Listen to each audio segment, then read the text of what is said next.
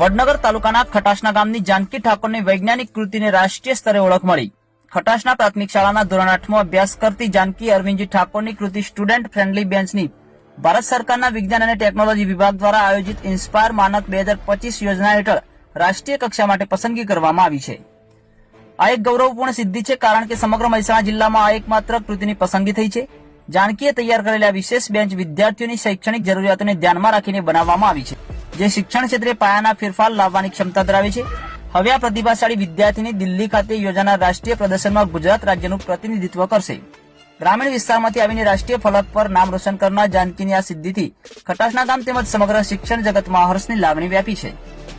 શાળાના શિક્ષકો, ગ્રામજનો અને પરિવારજનોને જાનકીને આ ઐતિહાસિક સફળતા બદલ અભિનંદન પાઠવ્યા છે।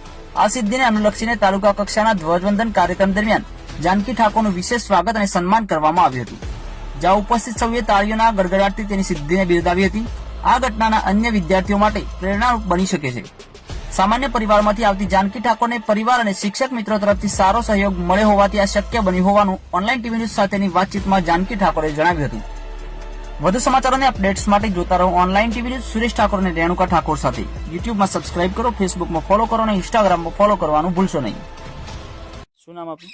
ઠાકોર જાનકી અરવિંદ। જાનકીબેન, આપની એક કૃતિ રાષ્ટ્રીય કક્ષાએ પસંદગી પામી છે, શું કહેશો? નામ ઠાકોર જાનકી અરવિંદ છે। મારા માર્ગદર્શક શિક્ષક શ્રીનું નામ ગફુરભાઈ દંતાણી છે। ખટાશના પ્રાથમિક શાળા, તાલુકો વડનગર, જિલ્લો મહેસાણા। મારા પ્રોજેક્ટનું નામ સ્ટુડન્ટ ફ્રેન્ડલી બેન્ચ છે। મારો સૌ પ્રથમ તો આઈડિયા કેવી રીતે આવ્યો હું તેના વિશે કહીશ, એટલે કે સમસ્યાની વાત કરીશ। શાળાના રોજિંદા જીવનમાં આ સમસ્યાનો અનુભવ કર્યો છે। આ સમસ્યા માટે દફતરમાં મારે ચોપડા, ચોપડીઓ, કંપાસ બોક્સ, ટિફિન બોક્સ, આ ઉપરાંત ભૌમિતિક સાધનો સાથે લાવવા પડતા હતા, જેથી દફતરનું ભાર ઘણું વધી જતું હતું।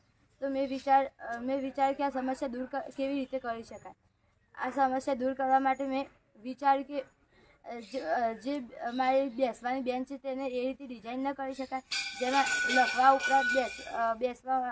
લખવા અને બેસવા ઉપરાંત ઘણી જગ્યા બાકી રહેતી હતી, જેથી મેં એ રીતે ડિઝાઇન કરી કે જેમાં વિદ્યાર્થીને ઉપયોગી બની શકે। જેમાં પરિકર, કોણ માપક, માપ પટ્ટી અને શાર્પનર, ઇરેઝર, રફ કામ માટે સ્લેટ પણ તેમાં જોડાયેલી રહે છે। તેના માટે આ મારો પ્રોજેક્ટ શિક્ષણ અને પર્યાવરણ સંબંધિત સારો એવો અસરકારક છે, જેને વધુ વધારા કરી વધુ અસરકારક બનાવી શકાય છે। જાનકીબેન, આ બાબતે શાળામાંથી શિક્ષકો તરફથી કેવો સપોર્ટ મળતો હતો અને પરિવાર તરફથી કેવો સપોર્ટ મળતો હતો? મને મારા શિક્ષકો અને મારા મા બાપ અને ગામ તરફથી ખૂબ સારો એવો મને સપોર્ટ મળ્યો છે। બરાબર। અને તેમનો હું આભાર માનું છું। આ બનાવી જે કૃતિ એ બનાવતા કેટલો સમય લાગેલો? આ કૃતિ બનાવતા વધુ અઠવાડિયું તો લાગ્યું। હવે આપને રાષ્ટ્રીય કક્ષાએ સ્થાન મળ્યું છે આ કૃતિને, અને દિલ્હી ખાતે આપને આમંત્રણ આવ્યું છે, કેવું લાગે છે? મને તો ગર્વની લાગણી અનુભવાય છે। શું નામ આપનું? અરવિંદજી અજમલજી ઠાકોર। અરવિંદજી, આપની બેબી અંતરરાષ્ટ્રીય કક્ષાએ જે ઇકો ફ્રેન્ડલી એક બેન્ચ બનાવી છે તેના કારણે તેને સ્થાન મળ્યું છે, શું કહેશો, કેવું લાગે છે? મને આના વિશે ગર્વની લાગણી અનુભવું છું અને આભાર માનું છું। પહેલાં તો આપને આ સમાચાર મળ્યા એટલે કેવું લાગ્યું? ખુશીના સમાચાર મળ્યા, સાહેબ મને ઘેર કહેવા આવ્યા, એ બદલ મને સાહેબને કરી આભાર માન્યો। શાળામાંથી શિક્ષકોનો કેવો સપોર્ટ હોય છે બાળકોને? શાળામાંથી તો બધા શિક્ષકોનો બધો આખા સ્ટાફ ઘરનો બધો ફૂલ સપોર્ટ હોય। આજે એક ખાસ કાર્યક્રમ હતો ને સન્માન કરવામાં આવ્યું, હા, કેવું લાગ્યું આપને? આપણને હરખની લાગણી અનુભવી।